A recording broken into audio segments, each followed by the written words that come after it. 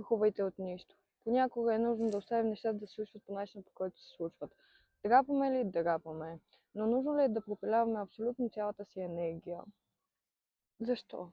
В смисъл, ако кажеш да, защо е нужно? На мнение, че не трябва да пропиляваме цялата си енергия.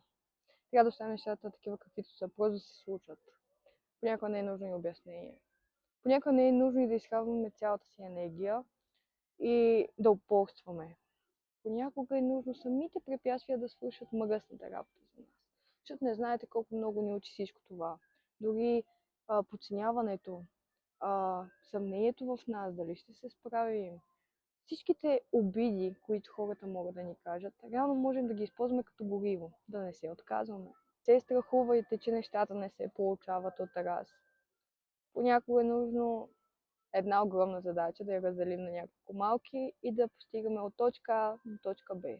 Но не, ние хората сме си внушили, че трябва да постигаме успехите си. Като слагам успехи в кавички, защото след първия постигнат успех, втория, третия, ти искаш още и още и още. Реално живота е една битка, постоянна битка, постоянни промени. Промени на това как вие се сражавате с проблемите си, отново казвам проблеми в кавички, с мислите си, с хората. Вие не може да промените хората и това какво ви казват те. Така че не опитвайте. Но искам да кажа, че ние очакваме да постигнем нещата и да справим с проблемите от точка А директно на точка Я. Но забравяме колко дълъг е пътя от точка Б до точка Ю.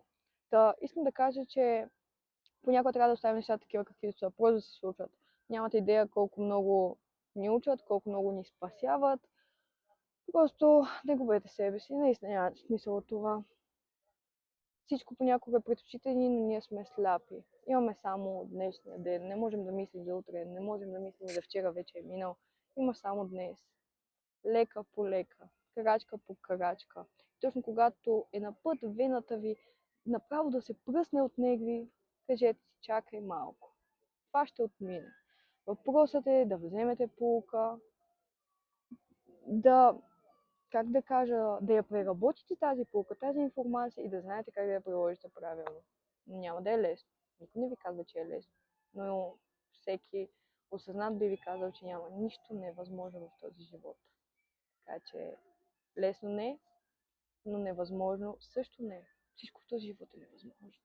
Докато някой просто не застане и каже, ми пука, аз ще го кажа, че е възможно. Ние хората приемаме пътя към успеха, пътя към самоусъвършенстване и така нататък. Погрешно. Хората, които ви казват, трябва да влагате цялата си енергия, целите си сили, да сте постоянни, всъщност не са напълно прави спрямо вас. В смисъл за постоянството, окей, обаче не мисля, че трябва да си вложите цялата енергия наведнъж в нещо и после да бъдете супер изтощени. Понякога просто трябва да направите крачка назад и нещата да се случат. Да ви научат тези неща. Наблюдавайте, учете се. Не отвръщайте на зловата с злоба, отвръщайте с любов. Не отвръщайте на съмнението с още по-голямо съмнение. Някога нашият подход има нужда от смирение. Смирението да заявим пред себе си, не пред останалите, а пред себе си. Да, подходът ми не е правилен. Трябва да променя нещо. И да го промените. И да видите колко много нещата се променят всъщност. Нещата винаги могат да се наредят във ваша полза. И с най-лошите карти може да изиграете най-добрата. Най-добрата карта. Колкото и иронично да звучи, може да спечелите най-добрата игра с най-лошите карти. Просто трябва да знаете как да ги изиграете. Абсолютно. За всичко в този живот се отнася това. Трябва да знаете как да изиграете случващото се. Да го превърнете в гориво за вас. Няма невъзможни неща и няма да спра да го повтарям. Не се страхувайте. Няма невъзможни неща и няма да бъде лесно. Но ще бъде успешно. Стига да не се откажете никога.